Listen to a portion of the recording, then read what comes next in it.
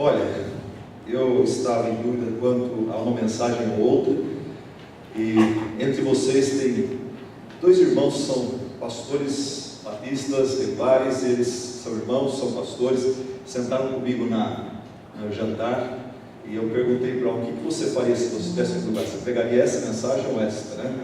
E ele falou: não, fica com essa mensagem. Aí o outro falou: não, se eu fosse você, eu pegava a outra. Então, eu vou resumir. Eu decidi fazer o seguinte, eu decidi resumir a mensagem que tem a ver diretamente com o nosso encontro. Eu vou resumi-la e vou pregar a outra mensagem de encorajamento aos irmãos. Vamos lá. A mensagem que eu ia pregar hoje sobre o poder do Evangelho, aonde eu eu desafio você a pregar na sua igreja. Não se acanhe, meu irmão, de evangelizar o membro da sua igreja. Você não sabe, às vezes ele está ali conformado moralmente com tudo, ele parece que nasceu outra vez, mas não nasceu ainda. E cabe a você como pastor estar ajudando a avaliar a sua salvação, estar confirmando o seu chamado, a sua eleição.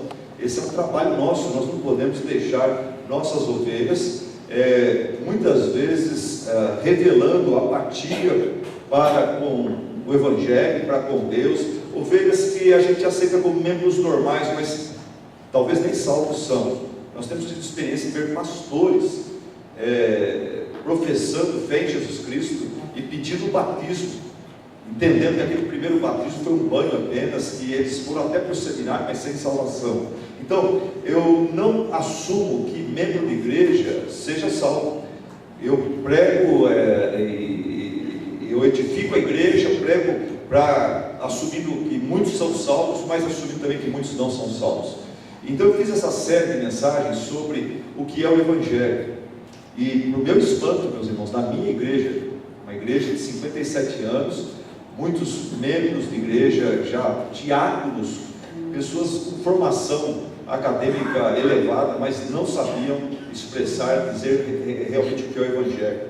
Outra coisa vergonhosa é pedir para esses irmãos que fala para mim sobre Jesus, qual o conceito que o irmão tem acerca de Cristo, o nosso Senhor e Salvador. Irmãos, esse irmão não sabe falar muita coisa não. O conceito dele de Cristo é muito pequeno.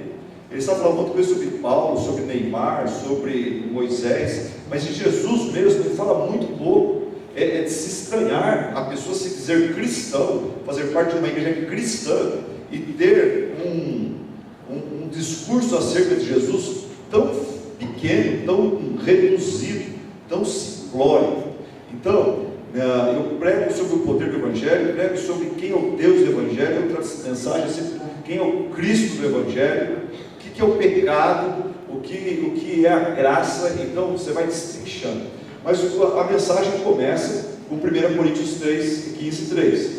O que é o Evangelho? Ali Paulo, esse é o apóstolo Paulo, ele faz questão de recordar, trazer a memória da igreja. Eu acho que esse é o papel de todo pastor, estar frequentemente voltando ao Evangelho, trazendo de volta à mente dos irmãos, a memória dos irmãos, o que é o Evangelho. E Paulo define bem ali o que é o Evangelho. Vamos ler juntos? Leiamos. Pois o que primeiramente lhes transmiti foi o que recebi, que Cristo morreu pelos nossos pecados, segundo as Escrituras, foi sepultado e ressuscitou ao terceiro dia, segundo as Escrituras. Irmãos, eu peguei esse versículo, pode voltar nele, e eu coloquei o seguinte: olha, o Evangelho é uma notícia, é uma ótima notícia, que Deus, através da morte de Cristo, Ele resolve o nosso pior problema, que é o pecado. Daí eu procuro convencer a minha congregação de que o pior problema deles não é aquele aluguel atrasado, não é aquele desemprego, não é aquela careca, aquela barriga, não é aquela falta de casamento, não é aquela feiura, não é aquela falta de carro, não é essas necessidades imediatas que nos afligem, mas o pior problema nosso são nossos pecados, que nos separam da graça de Deus, da paternidade de Deus, do seu amor, da sua sabedoria. Então, Cristo veio para resolver o nosso pior problema. Então eu prego sobre isso, e enfatizo, e desafio as pessoas. Você já está já chegou a ponto de ter convicção, você teve uma experiência de quebrantamento e convicção quanto ao seu pecado, você já chegou no ponto de sentir o fedor, o mau cheiro do seu egoísmo, da sua vaidade, da sua idolatria, egolatria, da sua ingratidão, etc. Então, eu confronto crentes, eu não confio em crente que se diz salvo, mas que nunca teve uma experiência de quebrantamento e de sentir raiva do seu próprio pecado, sentir aversão de si mesmo, não passou por essa crise de quebrantamento diante de Deus. E infelizmente, a pior coisa para nós pastores, e eu trago aqui a experiência do meu pai. Até os 20 anos eu fiquei debaixo do pastoreio do meu pai, que era pastor também. Então eu estou há 57 anos dentro de igreja. A pior coisa dentro de igreja é irmãos que se dizem irmãos e nunca passaram por uma experiência de quebrantamento, nunca realmente tiveram uma experiência de quebrantamento, de entender que eles são pobres e miseráveis pecadores. Eles se acham melhores do que os outros, eles se acham mais santos, eles se acham em condições de apontando o dedo para todo mundo, em condições de chamar todo mundo na moral. Eles são pessoas que estragam a comunhão da igreja. E muitas vezes a igreja acaba chamando esses irmãos de esteios da igreja. Na verdade, eles são legalistas, chatos, que espantam os jovens da igreja, porque eles nunca tiveram experiência de quebrantamento diante de Deus. Por isso eles não têm mansidão para com os outros, eles não têm paciência com aqueles que estão crescendo e nascendo. Eles são exigentes, eles gostam de cobrar, apontar o dedo. São pessoas que estragam a igreja, porque na verdade nem crentes são pessoas legalistas, convertidos assim como muitos conseguem entrar no exército, cumprir tudo que o exército pede e nunca ir para a cadeia, eles conseguem ir para a igreja, cumprir tudo que a igreja parece exigir, o evangelho parece recomendar, e eles ganham pontos, e eles ficam com status espiritual dentro da igreja, e se tornam os fariseus dentro da igreja. Então, a pessoa tem que passar pela experiência, em primeiro lugar, de sentir o fedor do seu próprio pecado. A pessoa tem que chegar no ponto de chorar, não por causa do pecado do outro contra ele, mas por causa do seu pecado contra Deus.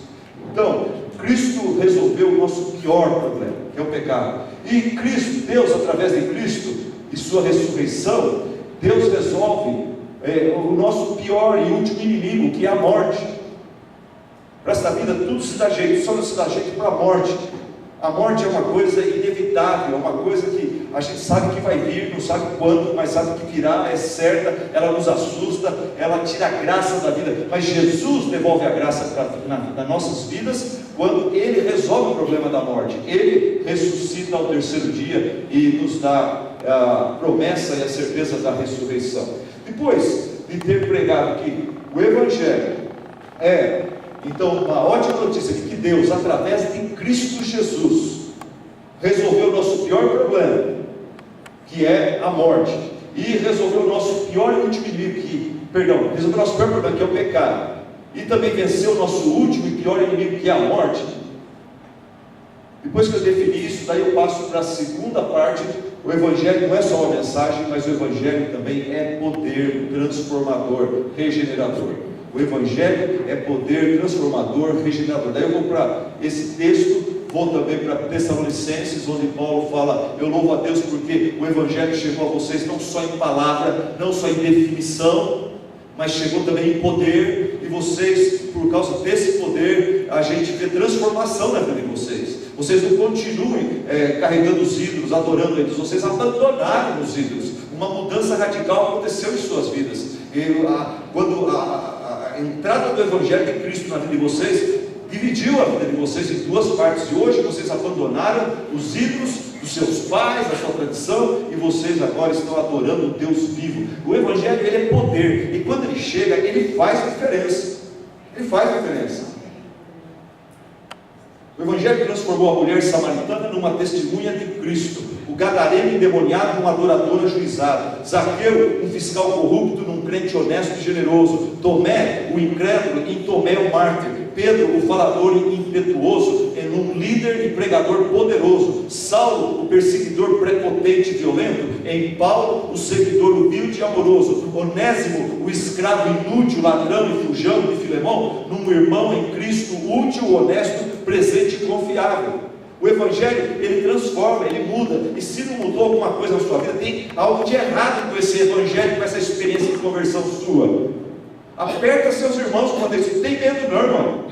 Se ele é salvo, ele vai continuar salvo, ele não vai perder a salvação dele. Mas provavelmente muitos talvez não são, e cabe a você incomodar os que estão acomodados, numa falsa esperança. Esse é o papel do pastor: apacentar os tribulados e incomodar sabe, e chatear de pouco os que estão acomodados demais.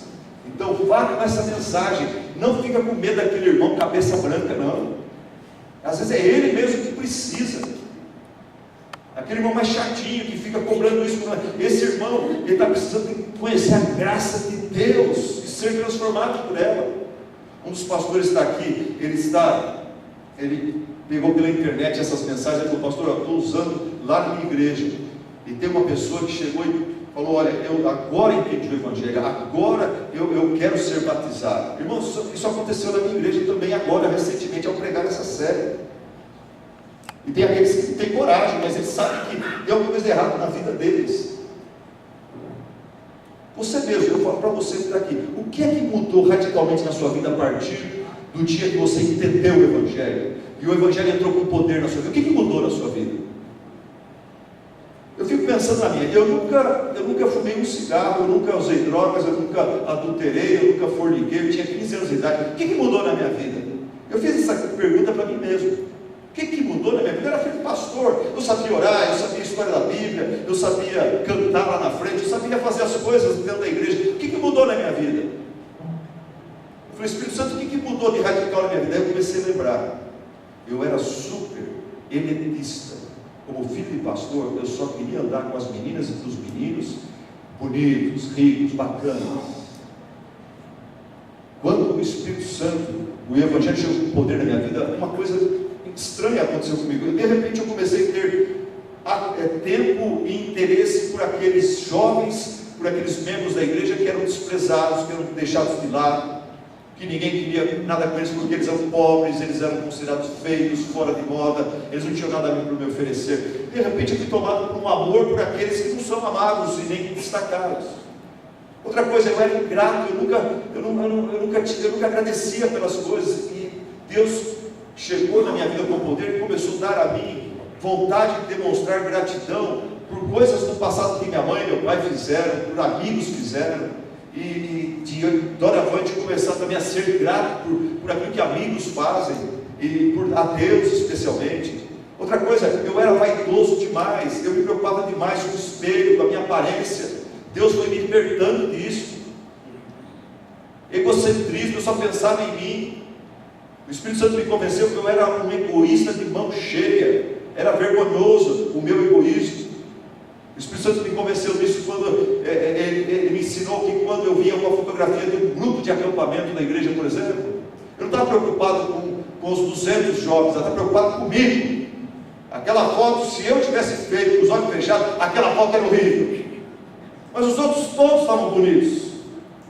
Mas o egoístão aqui, porque eu não fiquei bem, a foto não presta. Isso revelava meu egoísmo. E Deus foi mostrando para mim, e obviamente a partir daquela mudança radical que ele começou, aquelas disposições diferentes que ele foi pondo na minha vida, ele continuou trabalhando em muitas outras áreas e continua até hoje. Mas o Evangelho é poder. E você, pastor, tem que incomodar pessoas que estão na sua igreja, que entenderam o Evangelho teoricamente, mas não experimentaram o poder do Evangelho ainda.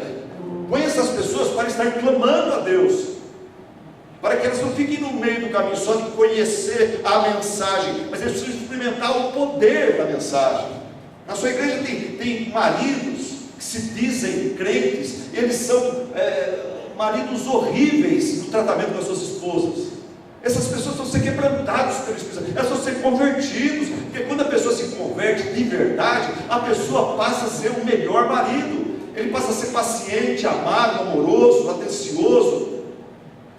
Tem mulheres na sua igreja que são horríveis, elas são verdadeiras jararacas, elas mordem os seus maridos, elas são uma pedra no pescoço dos seus maridos, elas são horríveis, você não sabe por que aquele homem aguenta aquela mulher, elas não são convertidas ainda, elas precisam aprender com Jesus Cristo, que é manso e humilde de espírito, Espírito, que veio não para ser servido, mas para servir e dar a sua vida por muitos.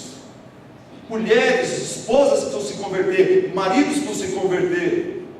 E esses não convertidos, que se dizem convertidos, eles levam os filhos para fora da igreja, para longe de Deus, porque o testemunho deles é horrível. Na igreja eles são santarrões, na igreja você os abraça, os chama de irmão, você como pastor autentica a conversão deles, mesmo eles sendo horríveis pais, horríveis maridos, horríveis esposas, horríveis mães. E o que os filhos fazem? Filho, falar esse negócio de cristianismo, esse negócio de evangelho, é papo furado. O pastor, meu pai, minha mãe, é tudo um bando de hipócrita. Próximo slide. Olha, essa aqui foi uma frase que eu cheguei, você pode pegar e melhorar essa frase, melhora ela, 2, 3 vezes mais, mas leva a sua igreja a memorizar isso aqui. Falei, não aceito mais nenhum membro da minha igreja que não sabe pelo menos, se não falar com as suas próprias palavras, pelo menos saber resumir o que é o Evangelho, tendo sido tudo muito bem explicado e resumido nessa frase. Vamos falar juntos? Vamos lá então. O Evangelho é a ótima notícia de que Deus, através da morte e ressurreição de Cristo, resolveu nosso pior problema e venceu nosso último inimigo. O Evangelho é a ótima notícia de que Deus, através da morte e ressurreição de Jesus Cristo, Ele resolveu o nosso pior problema e venceu o nosso último inimigo. É esse Evangelho que não está sendo pregado nas igrejas neopentecostais. Mas nós temos que pregar. Nossas crianças precisam aprender, entender, não só memorizar, mas entender isso aí. Se você então quiser, você vai no YouTube, você digita no YouTube, tem um canal ID Central Campinas, que é da nossa igreja, e você procure a série O Poder do Evangelho, e você vai ouvir essa mensagem na sua íntegra. Vamos à mensagem de hoje à noite. Vamos à mensagem de hoje à noite.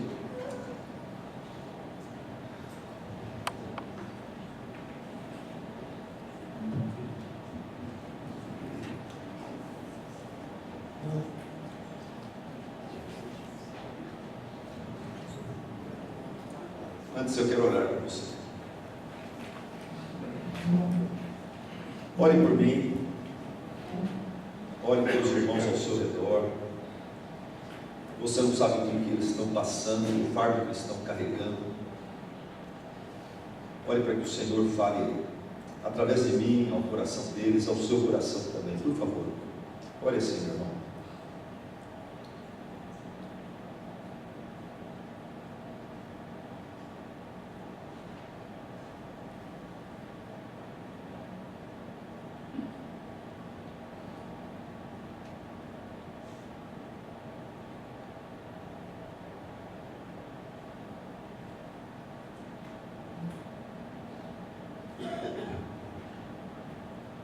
Querido amado Deus, nós te louvamos pela mensagem do Evangelho que chegou até nós, não só em palavra, mas também em poder, que tem transformado, Senhor, nossa cosmovisão, tem transformado, Senhor, nossa lista de interesses, nossa agenda de vida, tem transformado, Senhor, nossa forma de ver as coisas, de desejar, Senhor, as coisas. Que Deus, obrigado por essa regeneração e transformação do alto operada a nosso favor. Que Deus, obrigado porque sabemos que tudo isso é fruto da Tua graça, nada merecemos. Pai, ajuda-nos a estarmos levando a outras pessoas essa mensagem de forma clara, de forma fiel, de forma desafiadora, de forma, Senhor, ungida pelo Teu Santo Espírito, para que, conforme pregamos esta ótima notícia do Evangelho de Cristo Jesus aos pecadores, Pai, o Teu Espírito Santo possa nos abençoar e nos usar, Senhor, para salvar, para trazer convicção, trazer quebrantamento, trazer arrependimento, trazer, Senhor, regeneração, justificação, adoção, santificação e glorificação na vida dos pecadores, Pai. É isso que nós clamamos, que o Senhor nos ajude a fazer, em nome de Jesus. Amém. Amém. Ok. A mensagem de hoje é o fardo e a crise do crente, do pastor, da esposa de pastor, do crente em geral, do membro de igreja, o fardo e a crise do justificado. Outro título para essa mensagem seria o outro lado da vida cristã. O outro lado da vida cristã. A vida cristã tem pelo menos dois lados. Ela tem o deserto e tem a terra prometida, Canaã. O outro lado da vida cristã, a gente costuma só pensar em Canaã, mas tem também o deserto. O texto básico para esta mensagem é Salmo 34:19. Salmo 34:19. O texto lá diz assim: muitas são as aflições do justo, do justificado, do salvo pela graça de Jesus Cristo. Muitas são as aflições do justo, mas o Senhor de todas o livra. Você pode falar junto comigo? Vamos lá. Muitas são as aflições do justo, mas o Senhor de todas o livra. O Senhor de todas o livra. Amém. Você já deve ter ouvido aquela música Oh Happy Day. Oh Happy Day. Essa música é usada nos casamentos, final do casamento, já viu usando essa música em cerimônias de formatura. Eu não sei porque eles usam essa música em cerimônias de formatura, mas Oh Happy Day. Essa música, na verdade, é uma música que fala sobre o melhor dia da nossa vida, quando Jesus nos encontrou, nos tocou, nos converteu, nos salvou e nos livrou de todos os nossos pecados. Oh Happy Day, quando Jesus nos lavou no seu sangue, no seu sangue. E realmente, não existe coisa mais maravilhosa do que o dia da conversão de um pecador. Não existe coisa mais maravilhosa do que o dia da nossa conversão. Quando a pessoa, pelo Espírito Santo, conscientiza-se da sua fraqueza espiritual e sente o peso dos seus pecados contra Deus e contra os homens, e ele percebe a grandeza do amor, da misericórdia e da graça do Senhor Deus na pessoa de Cristo Jesus, e ele entende que Jesus Cristo, o Rei da Glória, o Rei das Nações, o Rei dos Reis, deixou a sua glória, se entregou, foi torturado, humilhou, sangrou, sofreu, morreu e ressuscitou a seu favor. E arrependido, essa pessoa confessa e deixa seus pecados e volta-se para Deus, dá as costas para o mundo, dá as costas para os seus amigos do mundo, e ele volta-se para Deus como filho pródigo. Então ele deixa a sua rebeldia e ele rende-se ao senhorio do Senhor Jesus, e por causa da sua graça, mediante a fé, ele é justificado diante de Deus, e ele se torna um filho de Deus, nova criatura. As coisas velhas se passaram, e ele percebe então que ele foi regenerado pelo Espírito Santo. Um milagre, algo sobrenatural aconteceu dentro dele. Ele já não vê mais as coisas como ele via antes, ele já não deseja as coisas como ele desejava antes.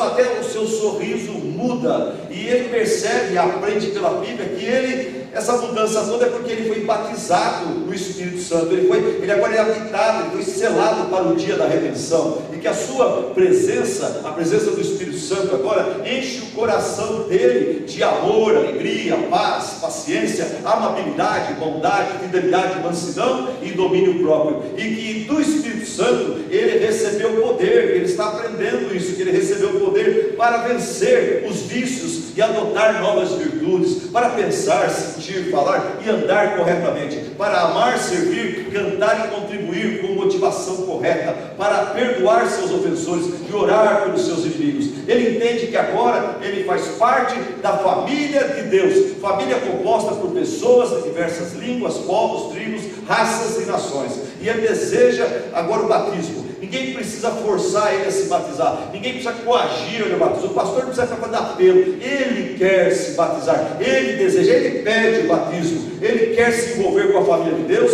e através da família, da igreja de Deus, ele se fortalece através da música, da oração, da pregação da palavra, da unidade, da comunhão, das amizades saudáveis e oportunidades de servir e de desenvolver os seus dons, descobrir os seus dons. E ele recebe de Deus então novos propósitos, segurança da sua salvação, proteção, paz, contentamento, instrução, sabedoria, unção para testemunhar, certeza da presença de Deus, certeza do poder de Deus a seu favor, certeza das promessas de Deus. Ele agora tem novos propósitos, ele desfruta agora de novos valores, alvos e esperança. Assim, esse novo crente experimenta na prática a afirmativa bíblica que diz: se alguém está em Cristo, nova criatura é, as coisas velhas já passaram, e eis que tudo se fez novo. E então esse homem sai por aí, essa mulher sai por aí dizendo para o mundo inteiro: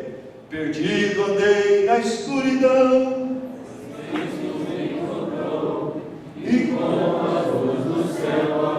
as trevas dissipou, eu alegre vou na sua luz, pois Jesus agora me conduz, desde que me achou, da morte me livrou, ando sempre alegre, Cristo me salvou. Então, esse novo cristão, ele está conhecendo a vida cristã, ele está conhecendo um lado da vida cristã, O lema dele, coitado, ele é crente novo ainda, o lema dele é: Deus é bom o tempo todo, Deus é bom. Mas um dia, mais um bendito dia, quando esse crente menos espera, um dia, quando esse crente, coitado, um dia que ele nunca vai esquecer, a sua vida de repente fica complicada, a sua vida cristã fica complicada, a sua vida cristã parece de repente desmoronar, e então ele começa a conhecer aquilo que eu chamo de o outro lado da vida cristã, o outro lado da vida, o deserto. E por alguma razão, as bênçãos da vida deste homem, desta mulher, se transformam em provação, a sua alegria se transforma em tristeza, o seu cântico em choro, a sua plenitude espiritual em sequidão, a sua unção no espírito em hipocrisia. Talvez foi um telefonema, talvez foi um e-mail, talvez foi uma consulta médica, o resultado de um exame, talvez foi um desentendimento com o irmão, com um parente, com o sócio, com o patrão, talvez foi uma notícia desagradável acerca do seu filho, da sua esposa, do seu marido, talvez foi uma perda, foi um roubo, foi uma traição, talvez foi um problema na igreja. A liderança começou a forçar a barra, o coral começou a desafinar, os diáconos começaram a encrencar, os introdutores a relaxar, as senhoras da igreja começaram a fofocar, os jovens começaram a ficar, a igreja começou a andar para trás. A verdade é que esse crente novo agora foi introduzido ao outro lado da vida cristã, um lado que envolve aflição, tristeza, frustração, dor, desconforto, dificuldade. Esse é o lado real. O próprio Senhor Jesus nos alertou sobre esse lado. Ele disse que ninguém estaria isento das aflições deste mundo. Davi era um homem de Deus, escolhido, abençoado e usado por Deus, homem segundo o coração de Deus, tão ungido que bastava seu louvor tocado. Ele não precisava cantar, mas só de tocar seu instrumento musical, ele exorcizava os demônios do rei Saul. Mas, mesmo assim, esse homem de Deus no Antigo Testamento, Davi, ele conheceu esse outro lado da vida cristã. Interessante que no início desse Salmo 34, ele estava tão contente. No versículo 1, 2 e 3, você vê Davi falando: bendirei ao Senhor o tempo todo, os meus lábios estarão sempre louvando ao Senhor, proclamando a grandeza do Senhor, proclame a grandeza do Senhor comigo, juntos exaltemos o seu nome. Ele fala, Davi estava todo festeiro, todo feliz e contente, mas alguns versos depois, Davi muda de canal. O que aconteceu? E daí ele escreve no versículo 19: muitas são as aflições do justo. Muitas são as aflições do justo. Meus irmãos, a minha tese hoje à noite é essa. Salmo 34, 19, no versículo 19, quando Davi fala, muitas são as aflições do justo, mas Deus de todas o livra. Nesta frase, Davi revela a existência do outro lado da vida com Deus. E ele fala sobre 3 aspectos muito importantes acerca deste outro lado. Primeira coisa que Davi fala, ele fala sobre o fardo do servo de Deus, o fardo do servo de Deus, o fardo do justificado. Ele fala, muitas são as aflições do justo, muitas são as aflições do justo. Você sente no falar de Davi que parece que o problema dele não era uma aflição esporádica na vida do justo. Davi até aceitava passar por algum problema de vez em quando, Mas a dificuldade de Davi estava na quantidade, na frequência das aflições.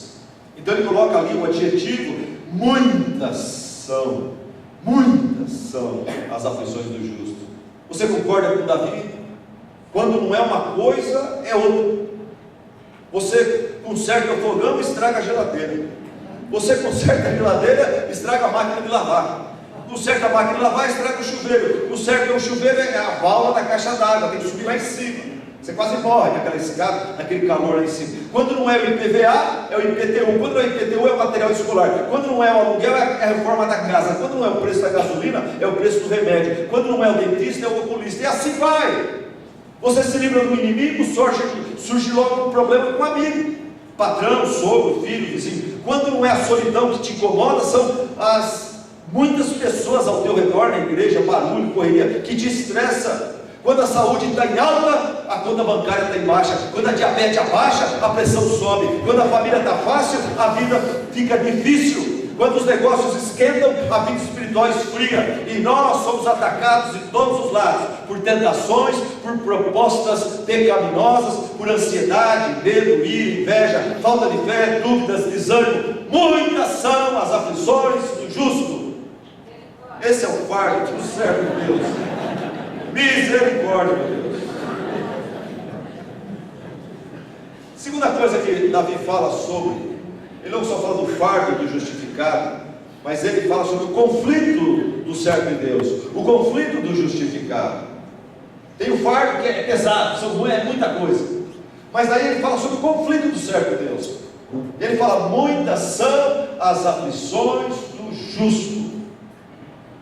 Davi revela a sua crise aqui através de duas palavras na mesma frase: aflições, muitas aflições, e no final da frase a palavra justo.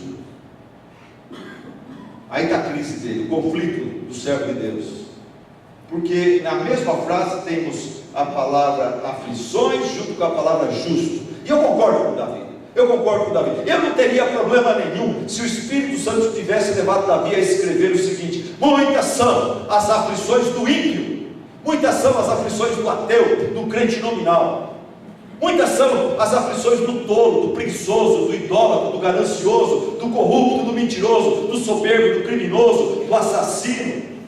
Eu não teria problema nenhum se o Espírito Santo tivesse falado assim, nesses termos. Por quê? Porque a minha mente compreende perfeitamente a lei da semeadura. Gálatas 6:7, de Deus não se zomba, aquilo que o homem semear, isso também se fará. Oséias 8:7, quem semeia vento, colhe tempestade.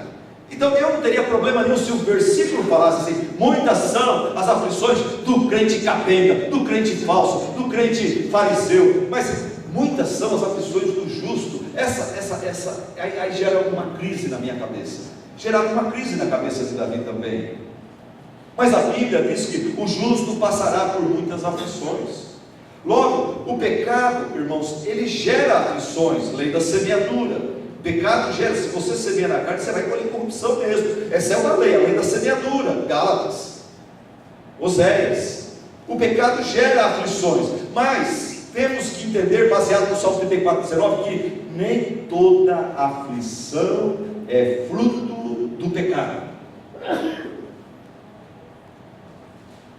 O pecado traz nas nossas vidas aflições, lágrimas desnecessárias, noites sem dormir que nós não precisávamos.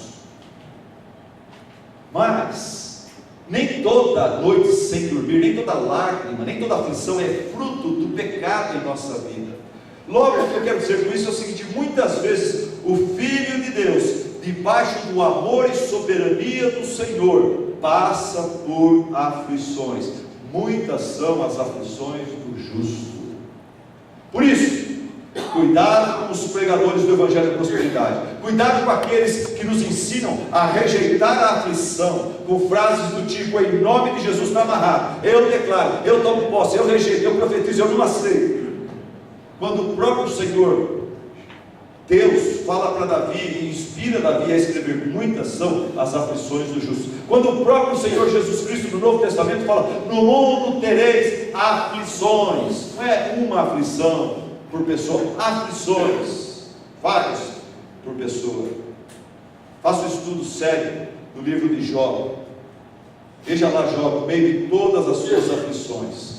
Jó, esse servo íntegro do Senhor, esse homem, esse crente exemplar, dizimista, esse crente humilde, rico, mas humilde, e esse homem, no meio das suas aflições, a sua esposa perde a fé. Os seus amigos, adeptos da teologia da prosperidade, falam: Jó, se você está sofrendo é porque tem pecado. É porque tem pecado.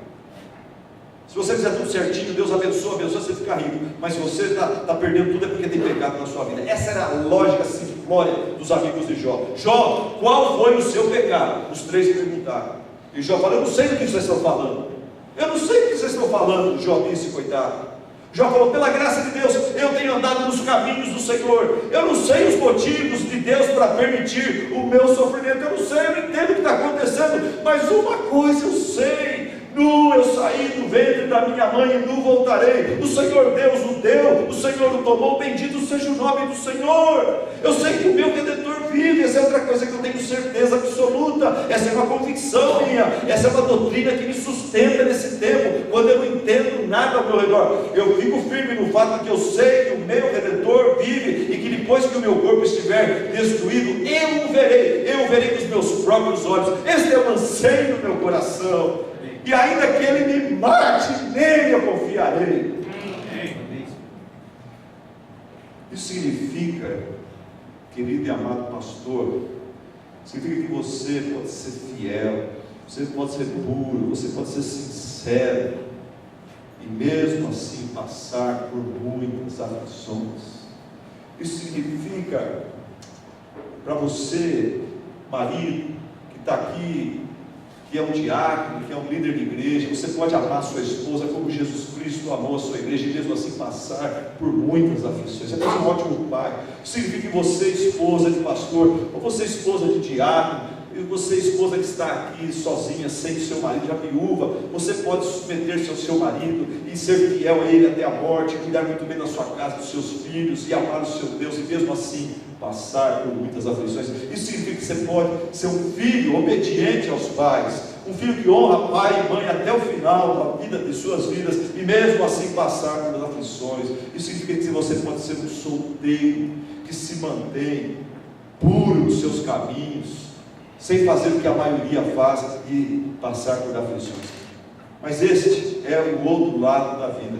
E este outro lado da vida, meus irmãos, não só envolve o fardo do servo de Deus, primeiro ponto, o conflito do servo de Deus, segundo ponto, mas vamos ao terceiro ponto. Graças a Deus existe a promessa para o justificado, a promessa para o servo de Deus. Qual que é a promessa? Vamos ler juntos? Muitas são as aflições do justo, mas o Senhor de todas o livra. Mais uma vez: muitas são as aflições do justo, mas o Senhor de todas o livra. Olha que interessante, meus irmãos, olha que interessante. Esse versículo é o Senhor Deus, nosso Pai, quem permite a aflição nos sobrevir. É o Senhor Deus Pai quem promete o livramento, e é o Senhor Deus o Pai quem opera a libertação. Muitas são as aflições do justo, diz o texto, mas o Senhor, não é o governo, não é o deputado, não é o parente rico, não é o patrão, não é o papa, não é o pastor, não é o bispo da universal, mas é o Senhor, o próprio Senhor, de todas o livra, de todas o livra. Aqui nós temos essa abençoada conjunção adversativa, essa palavra mas. Muitas são as aflições do justo. Depois olha a conjunção adversativa lá, mas. Uma conjunção adversativa. Adversativa, a palavra adversativa vem de adversidade, vem de adverso, que significa contrário, o oposto. Irmão, deixa eu explicar para você. Se você comprou aquele vestido bonitão, novinho, seu marido investiu em você nesse mês, e você compra aquele vestido, se prepara e vai para a igreja, e as irmãs da igreja chegam em você e notam que você está com um vestido novo, e elas notam mesmo, né? Elas percebem logo. E se elas chegam e falam: Irmã do céu, mas como ficou lindo esse vestido! Se elas falarem aí, parar por aí, tá ótimo. Mas se elas colocarem uma conjunção adversativa, mas está muito curto, pronto, já estragou tudo. Pastor, se o membro da igreja, depois do seu sermão, você preparou, orou, suou gotas de sangue, pregou, e depois o pastor, um irmãozinho chega na igreja, chega na porta lá e fala: pastor, que palavra, muito obrigado, Senhor, mas acabou, azarou tudo. Daí ele vai te dar um comentário que vai te tirar a alegria, vai te tirar a realização, né? Mas o mais também funciona ao contrário. Por exemplo, se você está doente e o médico abre os seus exames e mostra que você tem uma doença muito grave, e ele fala para você daquela doença que é gravíssima, e ele fala de todas as consequências, o que pode acontecer na sua vida e como resultado daquela doença, mas daí ele fala: mas você que estava na ponta do banco e o coração batendo, quando o médico fala mas, você já senta e fala: sim, doutor, sim, mais o quê? E você já tira o cheque, seja lá o que for, porque quando o médico fala: isso aqui é muito sério, mas graças a Deus temos um tratamento novo aí que está resolvendo isso. Que beleza, que delícia. Muitas são as aflições do justo.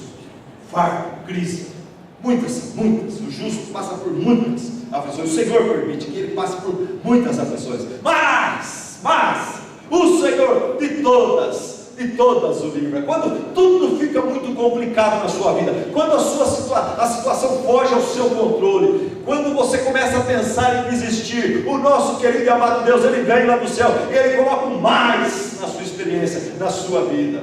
E eu louvo a Deus porque a Bíblia está repleta dessas abençoadas conjunções adversativas. Por exemplo, porque o salário do pecado é a morte, mas o dom gratuito de Deus é vida eterna em Cristo Jesus, nosso Senhor. Vocês estavam mortos em suas transgressões e pecados, mas Deus, que é rico em misericórdia, pelo grande amor que nos amou, deu-nos vida eterna em Cristo Jesus e com Cristo Jesus.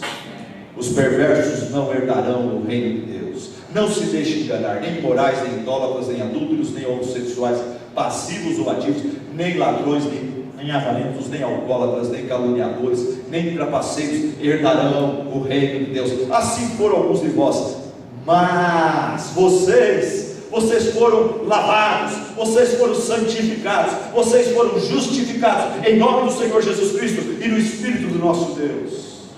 Ao anoitecer pode vir o choro na vida do pastor, que é fiel a Deus, que prega o Evangelho, que prega a palavra de Deus, que não fica enrolando no púlpito, que não fica contando historinha no púlpito, que prega a palavra. Ao anoitecer pode vir o choro, mas a alegria vem pela manhã. Não vos sobreveio tentação que não fosse humana, mas Deus é fiel e não permitirá que você seja provado, tentado, além do que você pode suportar. Pelo contrário, juntamente com a provação, Ele mandará um meio de escape para você. Muitas são as aflições do justo, mas o Senhor de todas o livra. Lembre-se dessa palavra, todas. Essa palavra no hebraico significa todas.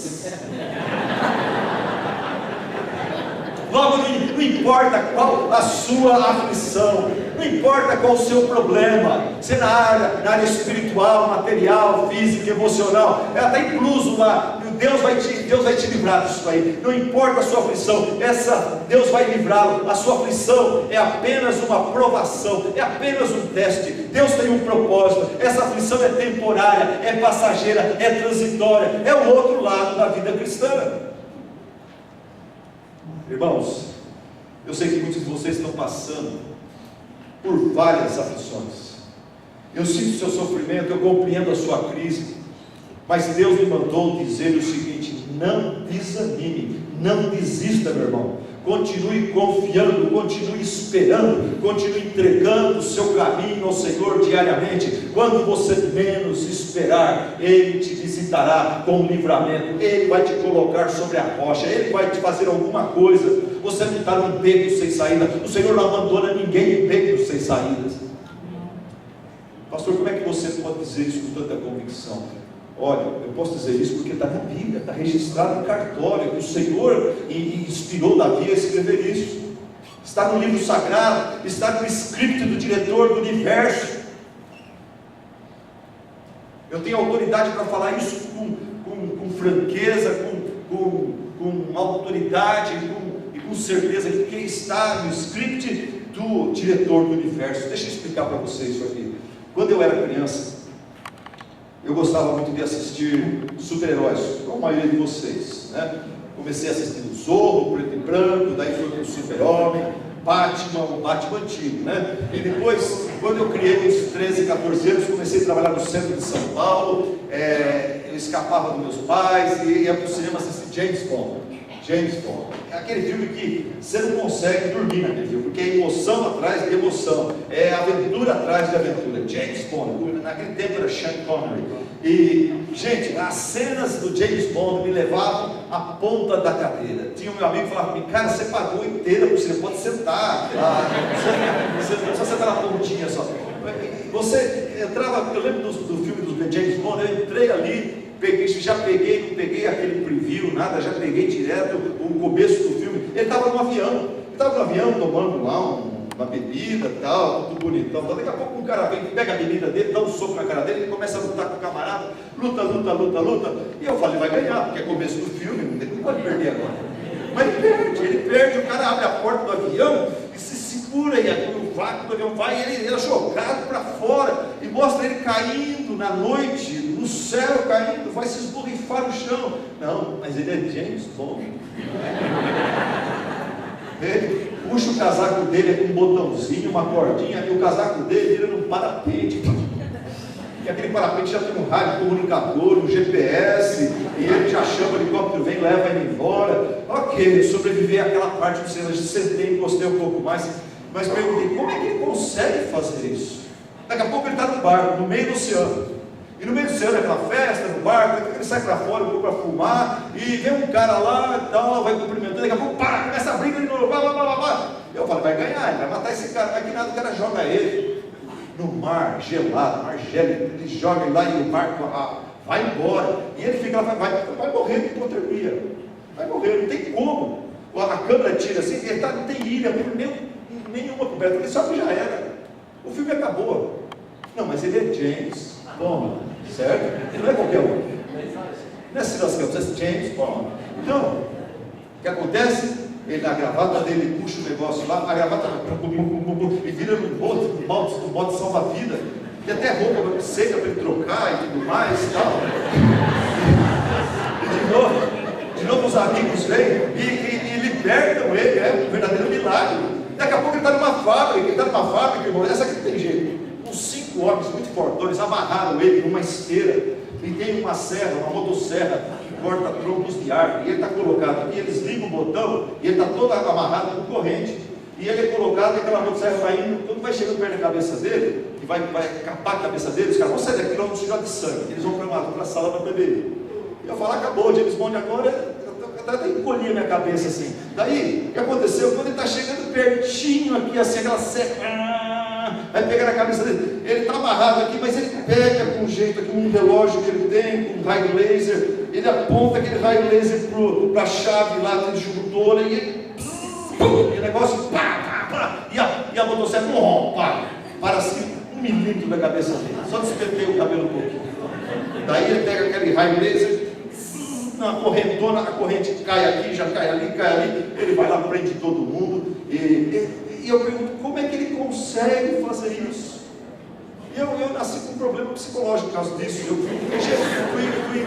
fui crescendo, passei por adolescência, juventude, quase precisei ir em psicólogo, mas daí, um dia, eu estou em casa, casado, 4 filhas, e aparece no Discovery Channel, aparece assim: reportagem especial hoje à noite, não perca, James Bond, os segredos de James Bond. Eu falei: uau! agora eu vou ficar sabendo qual que é o segredo do James Bond. Mandei minha esposa para passear, mandei os filhos para fora de casa, desliguei o telefone, sentei na cadeira, falei, agora eu vou assistir, fiz uma pipoca para mim e fiquei assistindo. E finalmente, naquela série do Discovery Channel, eu descobri qual que era o segredo do James Bond. Por que ele sempre dava um jeito e escapava? E vocês querem saber qual que é o segredo? O segredo é porque por trás do James Bond tinha o autor da história, o tal de Ian Fleming, o inglês. Ele era o autor, ele que escreveu, ele que determinou tudo isso no roteiro do script. O Ian Fleming, ele decidiu que ele ia criar um personagem, e esse personagem estaria sempre passando por problemas e por aventuras e por dificuldades, mas esse personagem jamais seria vencido, ele nunca morreria, ele nunca seria derrotado. E por isso então, por trás do James Bond tem alguém maior que ele, o Ian Fleming. E sabe por que você nunca vai ser derrotado pelas aflições? Sabe por que você vai sair de todas as suas aflições aqui nessa vida? Pela mesma razão, porque por trás das suas aflições por trás das suas circunstâncias, por trás de você mesmo, existe o autor da história, existe o autor da sua história. E ele, o Deus soberano, o Deus de Davi, de Isaac, de Jacó, o Deus que ele já decretou que o seu livramento é garantido, está no roteiro, está no script. Muitas são as aflições do justo. Esse aqui é o resumo do script. Você, justo, vai passar por muitas aflições. Deus, ele que escreveu, ele desenhou isso. Ele é um personal trainer. Ele não quer filhos mimados, ele não quer filhos fracotes, ele não quer filhos que estão sempre acostumados a ter uma vidinha fácil. Ele quer que você passe e você rale pela academia da vida, mas ele nunca vai permitir que você seja derrotado pelos pesos, pelos exercícios, pelas aflições, pelas provações. Muitas são as aflições do justo, mas o Senhor de todas o livra. Filho de Deus, a palavra de Deus diz o seguinte: nenhuma arma forjada contra você prevalecerá. Isaías 54:17. Maior é aquele que está em nós do que aquele que está no mundo. Sabemos que todas as coisas cooperam juntamente para o bem daqueles que amam a Deus. Eu amo esse versículo. Bendito o Deus e Pai do nosso Senhor Jesus Cristo, que segundo a sua muita misericórdia nos regenerou para uma nova esperança, para uma herança incorruptível, reservada nos céus para vocês, que são guardados pelo poder de Deus.